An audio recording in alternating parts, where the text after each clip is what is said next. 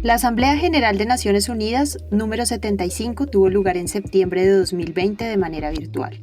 La recuperación económica y el medio ambiente fueron puntos a los que algunos mandatarios hicieron referencia, pero ¿tendrán los líderes latinoamericanos los ojos puestos en los temas clave para nuestros países?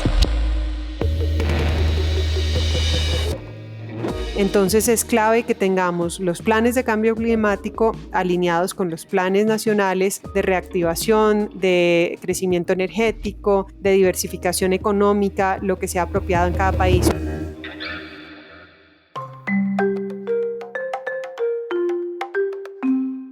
Aquí comienza Brújula Sonora Podcast, aguja magnética para tiempos de cambio.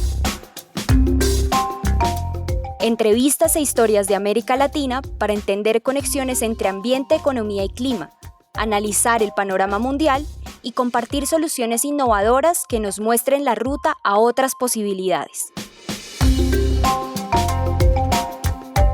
Brújula Sonora Podcast, una iniciativa de Transforma con la postproducción de Acorde Podcast. Solo las soluciones colaborativas y multilaterales. Ahora que estamos en miras de reactivar nuestras economías, es necesario que la sostenibilidad ambiental sea el punto de encuentro para la... Tenemos que ser arquitectos de una nueva casa común. Las sociedades más justas, equitativas y sostenibles son más resilientes ante las desigualdades. Estas son las voces de los presidentes de Chile, Colombia, Argentina y Costa Rica que sonaron y se proyectaron en video en el amplio y poco concurrido Salón de la Asamblea de Naciones Unidas en 2020.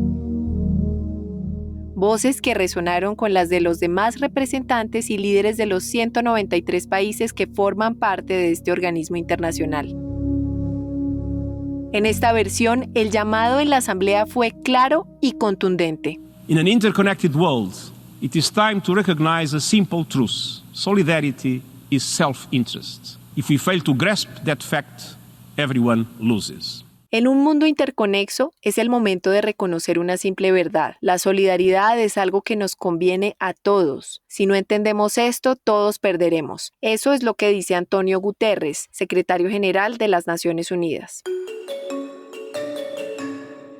Y este llamado, en definitiva, va mucho más allá de la unión entre estados, gobiernos y otros sectores. La pandemia del coronavirus y la recesión económica mundial han desviado los focos de atención desde el cambio climático y el calentamiento global hacia los temas sanitarios y económicos. Pero estas graves amenazas siguen presentes, siguen avanzando y definitivamente nuestra mejor opción es enfrentarlas simultáneamente. Tal como lo dice Sebastián Piñera, presidente de Chile, esta crisis debe abordarse de manera integral. Y lo preocupante es que ni los discursos expresados en la Asamblea ni los hechos concretos dan cuenta de que eso esté sucediendo en los países de América Latina. Brasil, por ejemplo, niega los problemas medioambientales. México continúa invirtiendo en refinerías y oleoductos. Y Colombia y Argentina siguen coqueteando con el fracking. Estas son tan solo algunas de las señales que nos muestran que debemos cambiar de ruta. Pero en medio de todo, y con el beneficio de la duda, por supuesto, hubo declaraciones alentadoras. China, por ejemplo, fue ambicioso y anunció que buscará alcanzar la carbono-neutralidad antes de 2060. Chile, por su parte, reiteró la actualización de las metas de su NDC, es decir, su contribución determinada a nivel nacional, clave para lograr las metas pactadas en el Acuerdo de París. Estamos en un punto de quiebre. Debemos actuar ahora. ¿Lograrán entonces los países de América Latina tomar las acciones necesarias para redefinir las prioridades sin perder de vista las múltiples aristas de una crisis que va mucho más allá de la pandemia?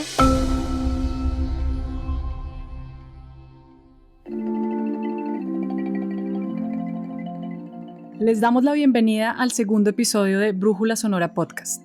Yo soy Mariana Rojas. Y yo, Natalia Borrero. Hola Mariana, un gusto estar una vez más en Brújula Sonora Podcast en este segundo episodio con una invitada muy especial. Hola Natalia. Efectivamente, tenemos hoy una invitada de la casa. Es experta en cambio climático con un rol muy importante que ha tenido dentro de Naciones Unidas y en el marco de las negociaciones que llevaron a adoptar el Acuerdo de París. Ella es Andrea Guerrero. Bienvenida, Andrea. Hola Mariana, hola Natalia, un placer estar acá con ustedes. Pues Andrea, muchas gracias por aceptar nuestra invitación. Es un honor tenerte aquí. Bueno, pues vale la pena mencionar, Andrea es fundadora de Transforma, es asesora de Misión 2020 y asesora del secretario general de Naciones Unidas. Entonces quisiéramos empezar por ahí, Andrea, que tú nos cuentes primero qué es la Misión 2020, que no para todo el mundo es conocido qué hacen en esta misión, y segundo que nos cuentes un poco cuál es tu rol como asesora de la Misión 2020 y un poco dentro de Naciones Unidas. Gracias Mariana. Bueno, pues Misión 2020 es una iniciativa creada por Cristiana Figueres, quien lideró la Secretaría de Naciones Unidas para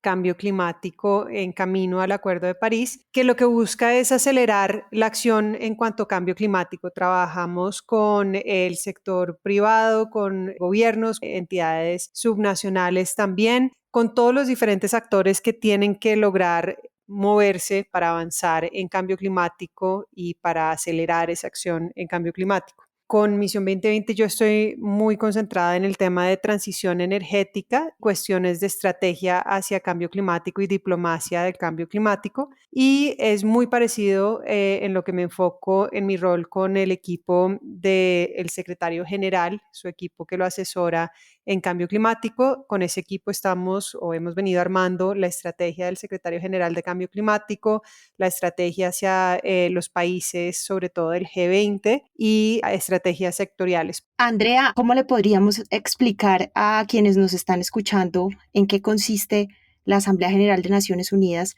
y por qué es una reunión tan importante y tan fundamental en estos momentos? Bueno, pues la Asamblea General de Naciones Unidas se da todos los años, como lo comentas, este es el aniversario 75 y es el momento como de confirmación de los líderes del mundo, todos los presidentes, primeros ministros, por lo general atienden casi todos, de que el multilateralismo importa, de que están ahí para trabajar como comunidad internacional en temas centrales. Entonces, yo diría que eso es lo primero. Lo segundo es que es un momento donde uno oye las prioridades de los líderes globales en sus intervenciones en la Asamblea General. Lo tercero es que también se dan en paralelo unas reuniones importantes sobre diferentes temas. En este caso, por ejemplo, se dio una mesa de alto nivel de líderes en ambición climática. Y por último, este año no se dio de la forma tradicional, pero normalmente es un ámbito donde también se aprovecha la presencia de los líderes para hacer muchísimas bilaterales entre ellos y tratar temas estratégicos de sus gobiernos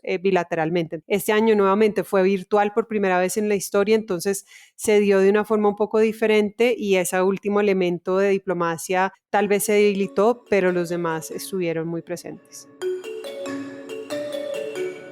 Ahora hablemos un poco de los resultados de la Asamblea. Oímos anuncios poco inesperados con metas ambiciosas como la de China y la búsqueda de su carbono neutralidad a 2060. Sin embargo, para América Latina no oímos anuncios sobresalientes frente a sus metas climáticas. Por lo tanto, quisiera que nos cuentes un poco cuál es como tu percepción frente a esos planes de recuperación económica que los países están desarrollando en este momento y esas metas climáticas que deberíamos estar presentando como región para alcanzar las metas del Acuerdo de París. Sí, exactamente. Pues tuvimos unos anuncios muy trascendentales. El anuncio de China, para aclararlo bien, es que ellos van a lograr el pico de sus emisiones para el 2030 y van a lograr la carbono neutralidad antes del 2060. Entonces, esto puede que suene como muy largo plazo, pero para ser el emisor más grande del mundo y un país en desarrollo que siempre había insistido en su derecho a seguir generando emisiones mientras se desarrollaba, así como lo hicieron los países desarrollados, es muy importante porque lo que nos señala es que se han dado cuenta que pueden separar su crecimiento económico, que obviamente sigue siendo su objetivo, del crecimiento de emisiones, pueden lograr ese pico relativamente pronto y empezar a bajar y que están comprometidos a hacerlo. Y si están comprometidos a hacerlo es porque le conviene a su gente, su economía en primer lugar y pues obviamente también en términos globales va a tener un impacto supremamente grande.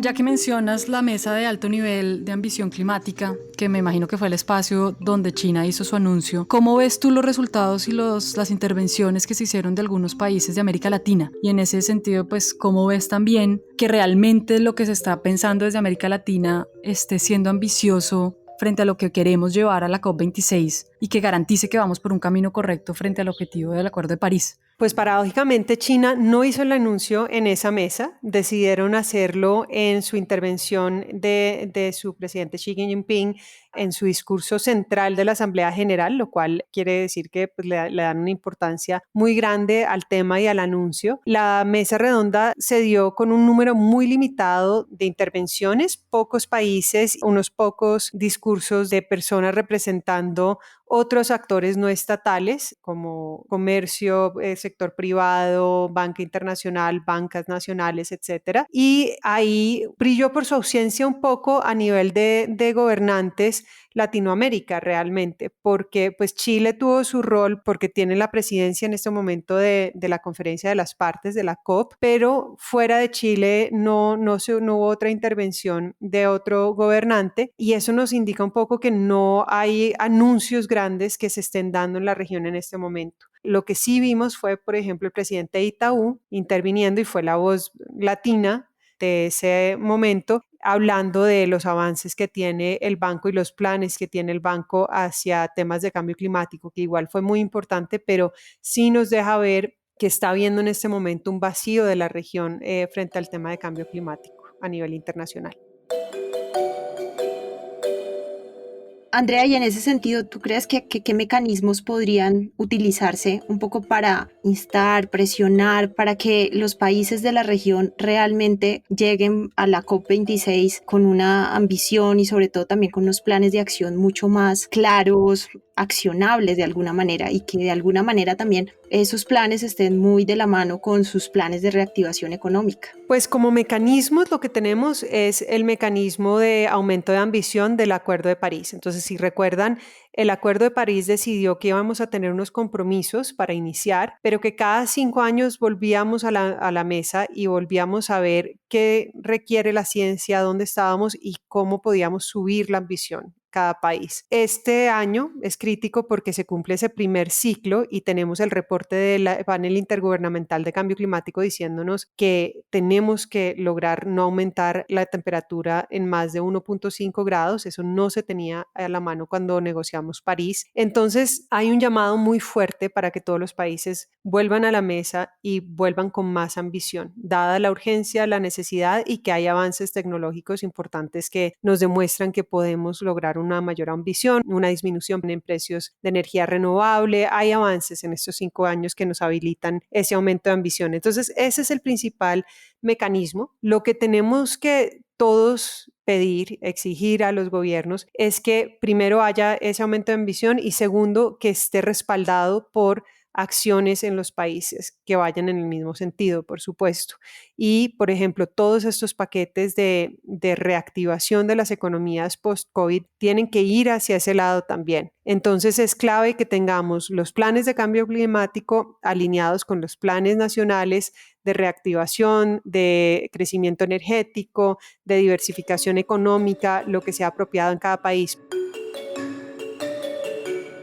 Andrea, tú mencionaste, y lo hemos mencionado a lo largo de este episodio, la palabra ambición.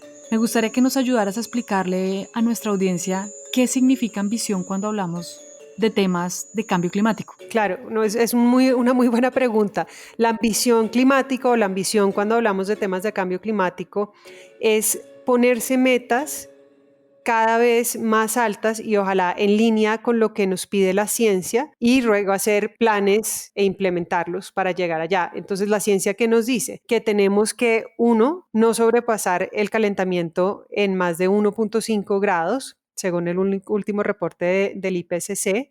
2, nos dice que entonces para eso tenemos que llegar a la carbono neutralidad para el 2050. Eso significa que tenemos que bajar nuestras emisiones muchísimo y subir la cantidad de CO2 que captan nuestros ecosistemas naturales y ojalá se haga eso de forma sostenible y respetuosa con la biodiversidad. o sea que haciendo regeneración de ecosistemas naturales prioritariamente. Y 3, que tenemos que llegar a reducir nuestras emisiones a la mitad para el 2030, para que podamos tener ese resultado en el 2050. Si no, entonces nos va a tocar un trabajo demasiado duro del 2030 al 2050. Y para eso, cada país tiene que ponerse metas lo más ambiciosas posibles. Cada empresa tiene que ponerse las metas más ambiciosas posibles. Cada persona incluso puede ponerse metas ambiciosas con respecto a su vida diaria, sus prácticas, su forma de transportarse, su forma de comer. Incluso nosotros podemos tener un plan de decarbonización o de bajar las emisiones de nuestras vidas.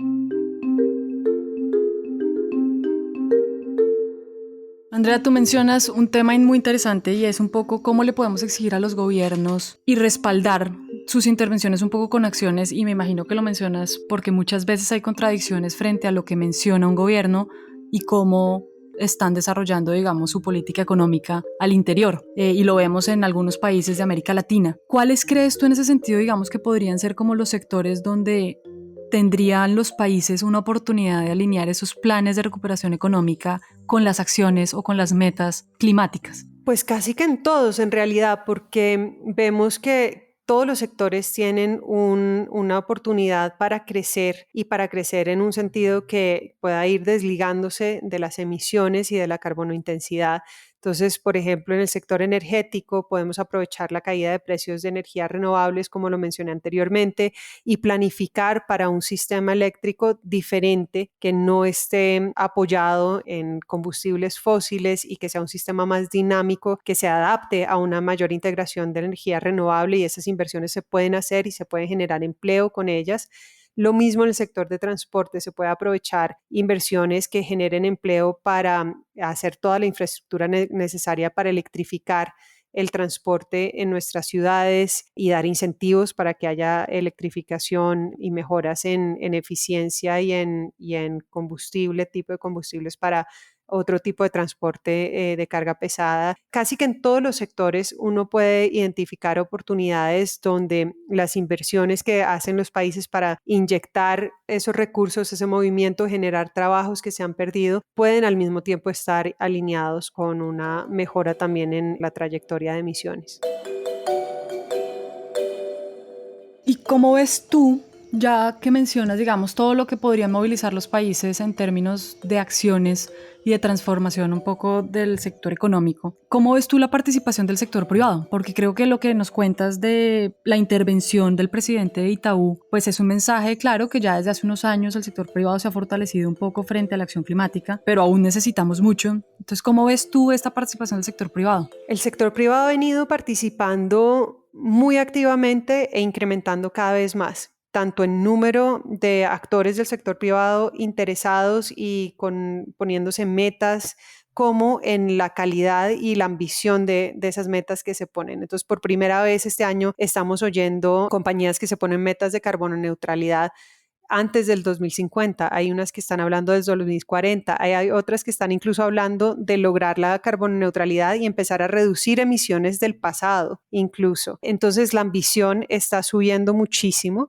Se están dando cuenta que les conviene a sus empresas hacer estos compromisos e implementarlos, obviamente, porque suben los precios de sus stocks, porque atraen talento que no atraen otro tipo de compañías que no tienen este tipo de compromisos. También ven que los inversionistas quieren invertir en empresas que tienen esta alineación y no empresas que siguen invirtiendo en las industrias y en los combustibles del pasado. Entonces cada vez más vemos anuncios de sector financiero donde dicen: yo ya no voy a invertir más en termoeléctricas, en minas de carbón, en combustibles fósiles, e incluso compañías de combustibles fósiles que anuncian que se están transformando en compañías de energía renovable en el tiempo.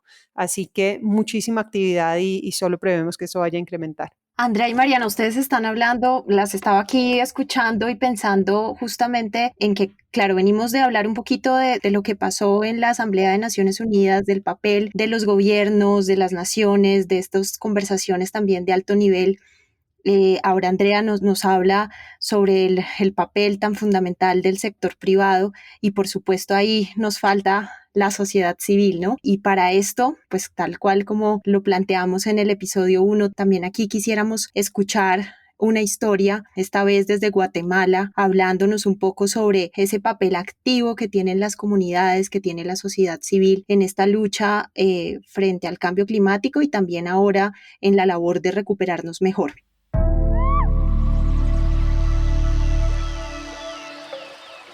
América Latina y el Caribe tienen un total de 129 reservas de la biosfera. Estos son territorios que se consideran adecuados para la conservación, la investigación científica y la aplicación de modelos de desarrollo sostenible en los que la población local es la protagonista. En Guatemala hay 3 de estas zonas, una de ellas la Reserva de la Biosfera Maya, ubicada al norte en el departamento del Petén.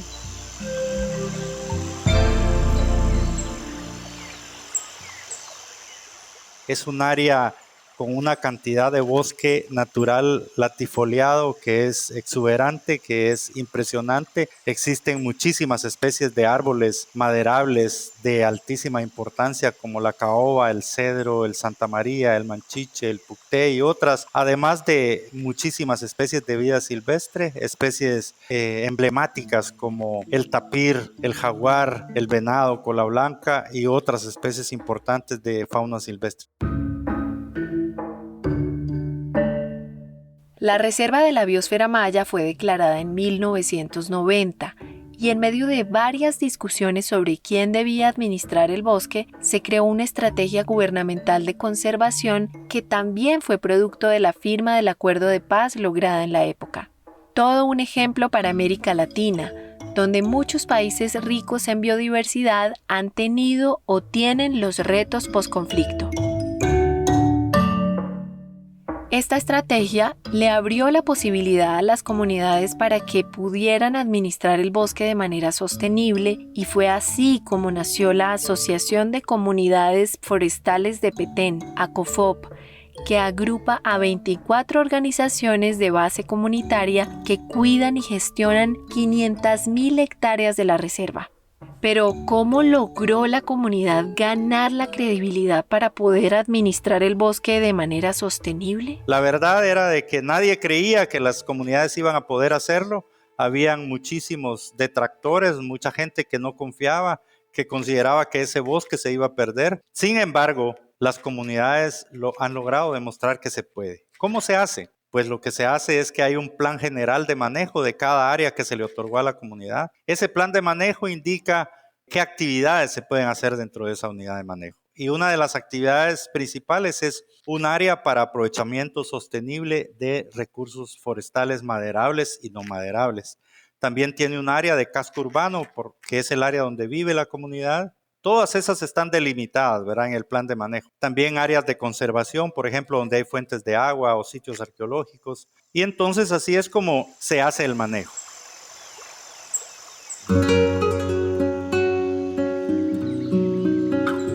Mi nombre es Eric Cuellar, soy subdirector de la Asociación de Comunidades Forestales de Petén, ACOFOP. Estoy feliz de estar en un proceso tan importante y pues he aprendido muchísimo, pero sobre todo he aprendido muchísimo de la gente de las comunidades, de la gente local.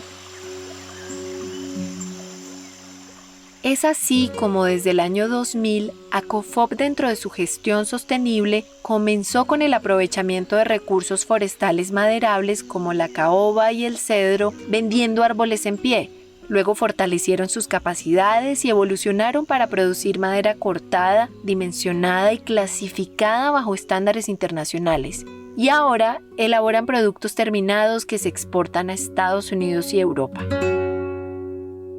Pero también se hace control y vigilancia, que es recorridos, monitoreo para ver que el bosque esté bien conservado, que no se den actividades ilícitas, todo el tema de prevención y control de incendios forestales y luego el aprovechamiento de recursos forestales no maderables. Aquí trabajan especies como la nuez de Ramón, la palma de Shate y el chicle, entre otras especies propias de la zona.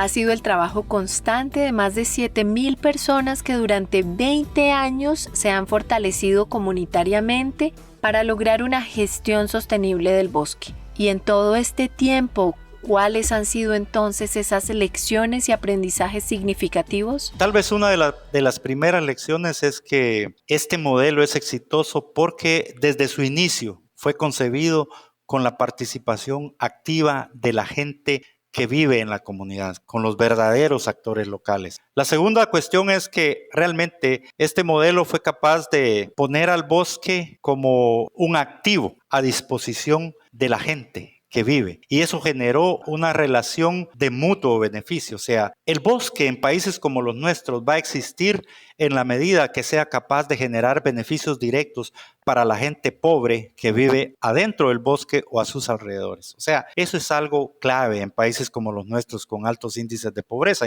El otro tema importante es que cuando hay normas claras establecidas por el gobierno, las cosas funcionan. Y hay un rol del Estado que facilita políticas, pero que también supervisa. Eso es importante, ¿verdad? Entonces, ese es otro tema que vale la pena mencionarlo. La organización comunitaria es otro aspecto fundamental. O sea, está bien, hay que darle el bosque a las comunidades, pero también hay que organizarlas adecuadamente. Hay que fortalecer órganos de control dentro de las mismas organizaciones. La auditoría social es clave para que las organizaciones funcionen.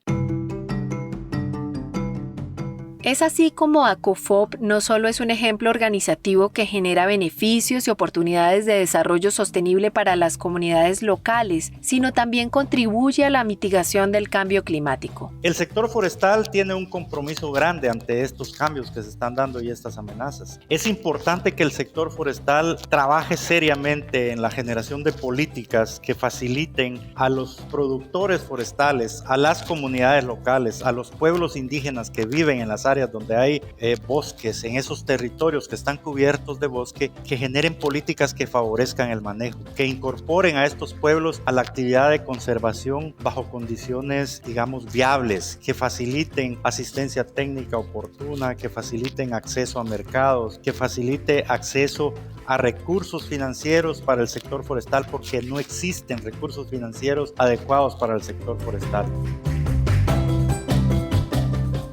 Se estima que en los próximos 5 años la reserva capturará o evitará que se emitan cerca de 10.5 millones de toneladas de dióxido de carbono a la atmósfera, una cifra nada despreciable para el momento que vivimos.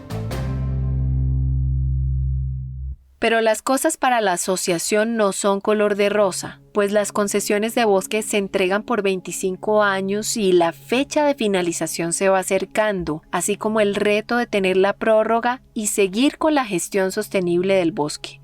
Desafíos que se suman con los de lograr que las políticas que se gestionen en el gobierno no vayan en contravía del trabajo que realizan y la defensa del territorio de los megaproyectos que venden crecimiento sacrificando los recursos naturales.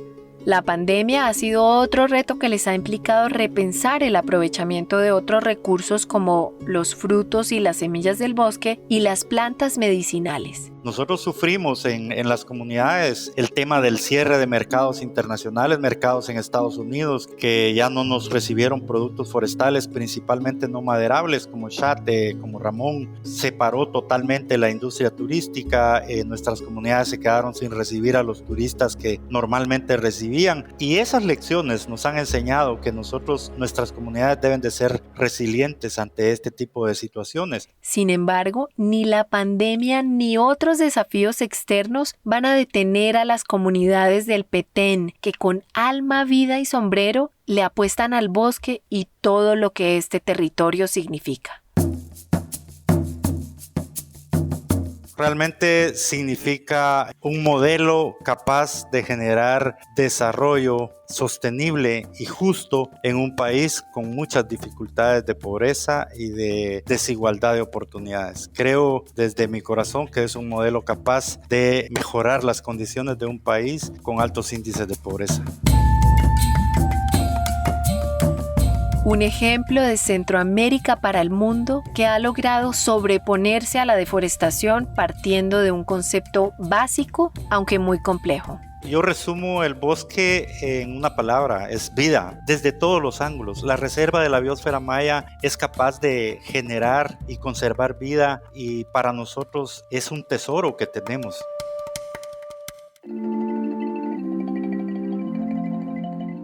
En Transforma creemos que es posible hacer cambios sistémicos para un mundo viable y que quienes habitamos el planeta podemos contribuir.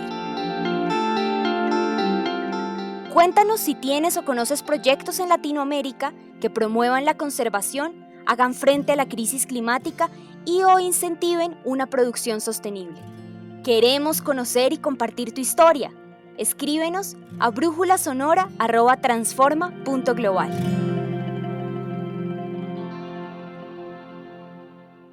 Después de oír la historia del Petén en Guatemala, y enfocando, digamos, el objetivo que tienen ellos de conservación de bosques, estamos de vuelta con Andrea y quisiera preguntarte un poco cómo ves tú, digamos, los resultados de la asamblea frente a un poco los mensajes que se dieron en términos de alinear la conservación de los ecosistemas, la protección de la naturaleza y la necesidad, digamos, de alinear esto con las medidas de cambio climático. ¿Cómo es que están alineados estos dos temas? Están muy alineados porque, por supuesto, la deforestación y la destrucción de los ecosistemas generan gases de efecto invernadero, entonces, y es una de las fuentes más grandes de emisiones de efecto invernadero para el mundo y en muchos de nuestros países, sobre todo en nuestra región, es una de las fuentes más importantes. Entonces, es muy alentador. Lo que tenemos que asegurarnos es que eso nuevamente se vuelvan planes concretos y se vuelva realidad, y que se vuelva realidad el apoyo a las comunidades como esta de Guatemala que están trabajando en hacer eso una realidad, la conservación una realidad y tratando de generar unos estilos de vida sostenibles, porque hacen las dos cosas, conservan la biodiversidad y al mismo tiempo hacen que se reduzcan las emisiones de los países por deforestación. Bueno, pues Andrea, muchas gracias por habernos acompañado en este episodio. Esperamos tenerte nuevamente en Brújula Sonora Podcast. Gracias también a todos los que nos oyen. Esperamos que les haya gustado. Así es, Mariana. Y si les gustó este segundo episodio, les invitamos a compartirlo en redes sociales. Cada 15 días tendremos una nueva entrega con más preguntas, invitados y reflexiones. Este podcast se realiza gracias al apoyo de European Climate Foundation. La investigación, libretos y producción de todo el episodio estuvo a cargo de Natalia Borrero, Natalia Gómez, Gabriela Vargas y quien les habla, Mariana Rojas. Agradecimientos especiales a Telma Gómez de Mongabay en México, quien fue nuestro enlace con el proyecto en Guatemala. Nos escuchamos en el siguiente episodio. En el próximo episodio, una conmemoración especial. Los 5 años de la creación del Acuerdo de París, un pacto histórico para combatir el cambio climático. ¿Cómo van los países con sus compromisos? ¿Qué ha pasado y qué viene?